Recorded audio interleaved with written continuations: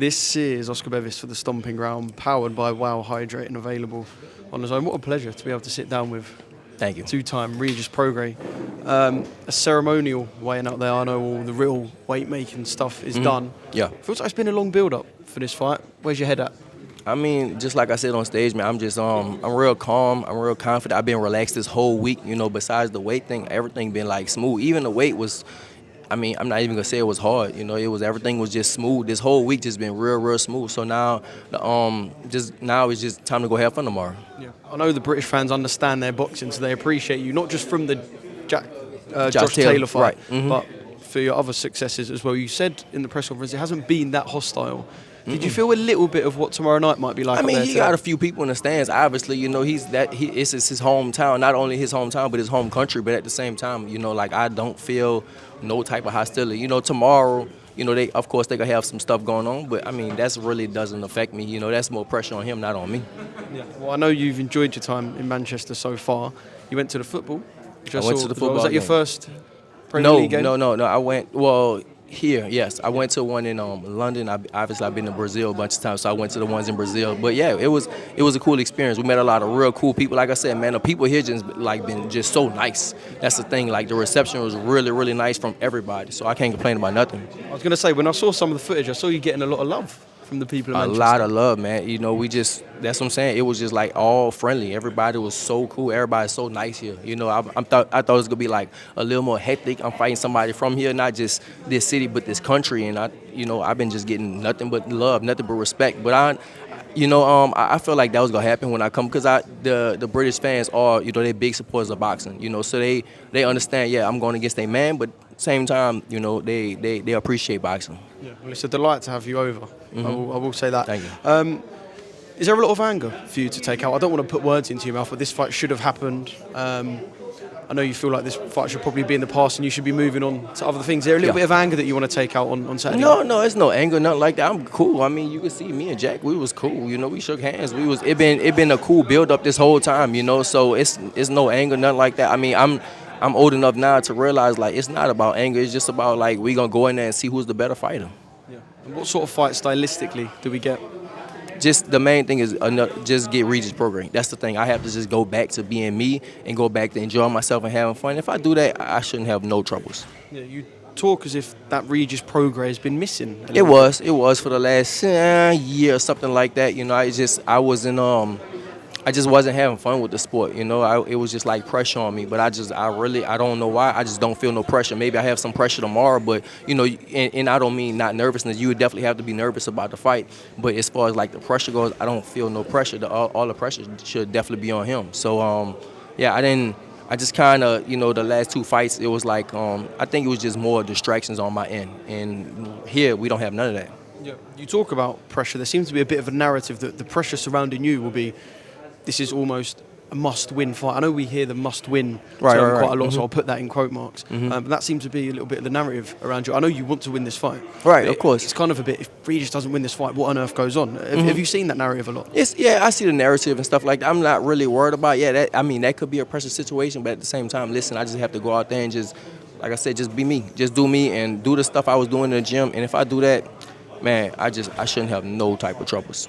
Yeah, I know you're not going to give game plans away when I'm recording on here, but can we expect you to tickle those ribs a little bit? I mean, if it's open, if I see, it's all about, opportunities and, what's open and stuff like that. If he hides his ribs and protects his rib, it depends. It depends what's open on him. It's all about, having a game plan. It's not just go for his ribs and stuff like that, because from what I'm hearing, maybe it wasn't even nothing really happened. Okay, you think there could be a little bit of skullduggery going on? I feel like, it couldn't have, I don't even know if that really happened or not, because an injury like that, if you got a bruised rib, it'll take longer than what he took to recover. So I don't know if that's even a ploy to make me go to the body or something like that. I mean, like I said, I'm not worried about that. Yeah, a little bit of gamesmanship going on. I like it. Let's talk about that press conference yesterday. So I thought it was done and dusted, and then kind of tapped on the mic and went, hold on a sec, I've got a little something for you. Yeah.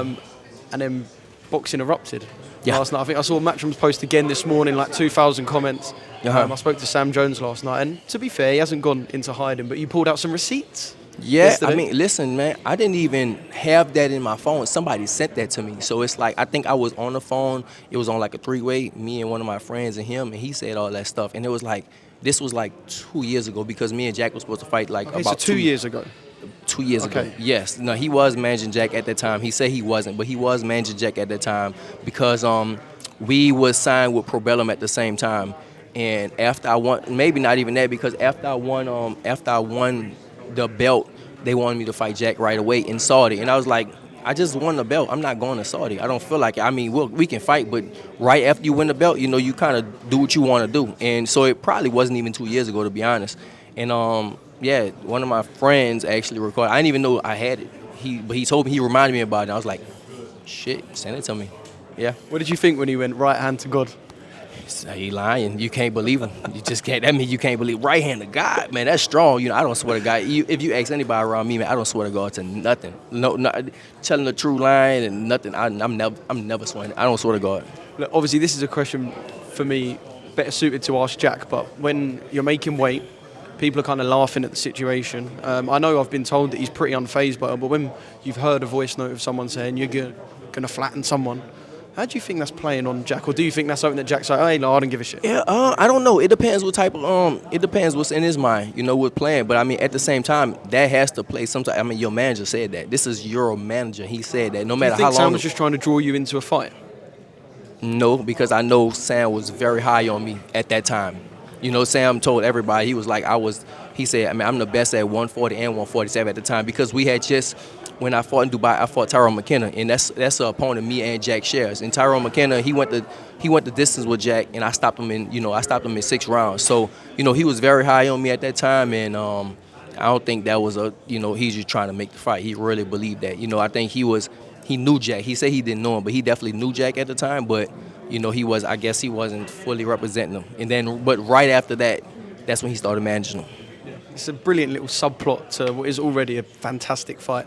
I guess you've been impressed with what you've seen from Jack Catterall. You're not the type to take a fight that you don't think will entertain a big fight. So you must be impressed with what you've seen so far from Jack. Of course. I mean, the main thing is, man, that this will set me up for another title shot, you know, immediately. I didn't want to wait another 3 years, you know, because the first time I was WBA champion, and then I lost, and then I had to wait 3 years to be a champion again. So it's like, all right, this is the fight that, you know, we were supposed to do a long time ago. This fight was supposed to happen a long time ago, and it just didn't. And so now they brought it up to me, and it was like, yeah, let's do it. Yeah, I've been told also by Sam Jones that you were not keen on coming to Manchester for this fight. At first I wasn't, but, you know, they told me. Was there a reasoning for that? Does it date back to yeah, Josh of course. Taylor Yeah, fight, of course. Josh Taylor fight and stuff like that. But it's like, man, you have to.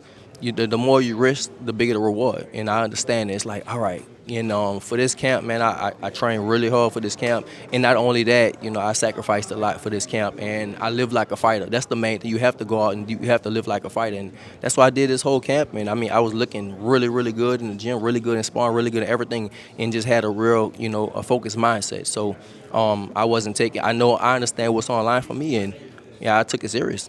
Mate, I love it. It's such a good fight. A really, really good fight. This. I know Jack is obviously your focus, tunnel vision for that, but you want to be 3-time. Sounds better than 2-time. Have you got a little plan in your head, whether you tell me it or not? Have you got a little plan in your head where you're like, right now I just want to fight? Listen, right now I just want to focus on Jack. I definitely have to get past that. This is a real fight. After that, you know, we'll kind of see. You know, we'll kind of see what happens and stuff. If you beat Jack, will you be flying to Puerto Rico? Most likely, yeah, just to go see what's going on with them. But it's really no guy at 140 right now, because it's a bunch of belts. They just kind of all spread around, and everybody been losing. You know, Devin had my belt at WBC, and you know he got beat by Ryan. Now we got all that type of stuff going on. Matias got beat by Pyro, and now he's about to fight Hitchison. You know, we don't know how that's going to end. And Pitbull had it, and he got beat by Ryo. And then you have Teofimo that he had it for a while, but he don't look good in all his fights. You know, so. The belts all spread around, so I mean, for me, the thing is like, just get past this, and then I'll see what my options are. Yeah, it's a bit of a messy division, but it's a hot division. Every fight, well, 2 fighters you pit together makes a brilliant fight. Right. Mm-hmm. I can't end without asking you about Devin Haney. What have you made of the last, I'll say 6 to 9 months of Devin Haney and Bill Haney? It's like a clown show going on with all that stuff, you know. I really don't know what I really don't know what to think about it, just because it's so much stuff going on. It's something new. Like, you feel like every other week it's something new that's coming out, coming out the blue. And I mean, I really honestly, bro, I don't know what's going on. I just feel like with that, just have a rematch, have a clean rematch and, do that, and that's it.